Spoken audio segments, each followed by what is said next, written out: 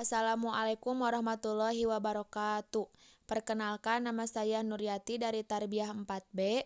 Di sini saya akan membacakan pertanyaan dan jawaban ujian akhir semester mata kuliah Perencanaan Pengajaran Pendidikan Agama Islam.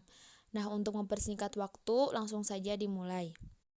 Pertanyaan 1A, mengapa pembelajaran perlu perencanaan? Jawabannya, ibarat perencanaan seperti peta, maka pembelajaran adalah kita yang hendak pergi ke suatu tempat. Jika kita tidak tahu arah, kita harus menggunakan peta kan? Karena takutnya nanti tidak sampai tujuan.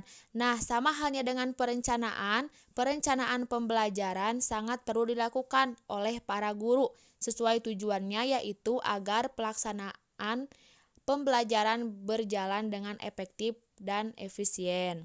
Nah, pertanyaan 1B, apa yang menjadi dasar atau landasan perencanaan pembelajaran PAI? Jawabannya, yang pertama ada Al-Quran, yang kedua ada As-Sunnah, dan yang ketiga ada Ijtihad. Pertanyaan 1C, bagaimana cara merencanakan pembelajaran? Jawabannya, 1. Harus merumuskan tujuan khusus. 2. Memilih pengalaman belajar. 3. Menentukan kegiatan belajar mengajar. 4. Menentukan orang yang terlibat dalam proses pembelajaran. 5. Memilih bahan dan alat. 6. Ketersediaan fasilitas fisik. Dan yang ketujuh, perencanaan evaluasi dan pengembangan.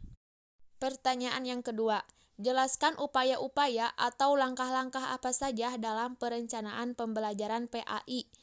Jelaskan menurut argumentasi Anda. Nah, jawaban saya, 1. Menentukan materi pengajaran atau bahan ajar atau materi pengajaran di dalam pendidikan agama Islam adalah terdiri dari Al-Quran dan Al-Hadis, keimanan, syariah, ibadah, muamalah, akhlak, dan sejarah. Yang kedua, menentukan pendekatan dan metode mengajar dan strategi yang akan dilakukan agar bisa menyesuaikan dengan keadaan peserta ajar.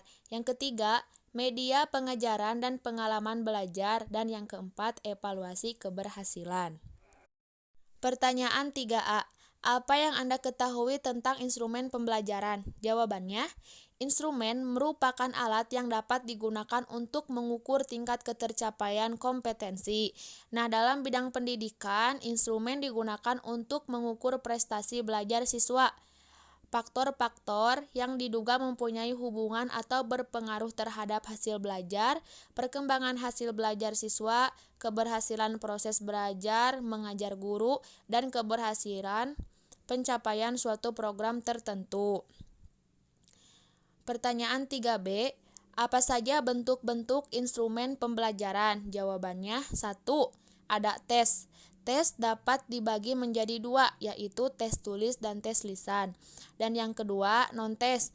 Cara non-tes itu yaitu pengamatan atau observasi, wawancara, angket, dan pemeriksaan dokumen. Pertanyaan 3C, bagaimana analisis instrumen pembelajaran? Jawabannya, untuk mengetahui perkembangan dan kemajuan prestasi belajar, perlu dilakukan evaluasi. Evaluasi tidak hanya memberikan gambaran tentang kemampuan yang dimiliki peserta didik, tetapi dapat pula untuk memberikan informasi lain.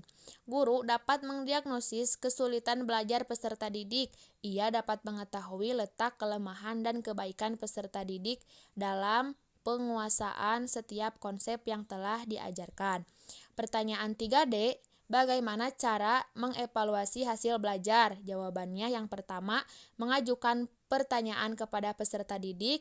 Yang kedua, mengulang kembali materi. Yang ketiga, memberi tugas atau pekerjaan rumah. Dan yang keempat, memberitahukan materi yang akan dibahas pada pelajaran berikutnya. Pertanyaan yang terakhir yaitu, jelaskan unsur-unsur yang menentukan kualitas pembelajaran PAI di sekolah atau di madrasah sehingga pembelajaran tersebut dapat terlaksana dengan efektif dan efisien.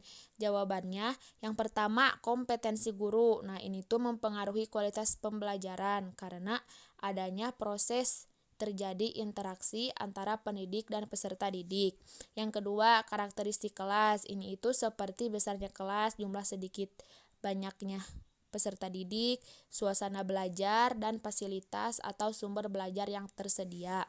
Dan yang terakhir, karakteristik sekolah yang mana ini itu sangat berkaitan erat dengan disiplin atau tata tertib sekolah, media pembelajaran yang dimiliki, letak geografis sekolah, lingkungan sekolah, estetika dan etika dalam arti sekolah memberikan perasaan nyaman, keputusan peserta didik bersih, rapih, dan memberikan inspirasi.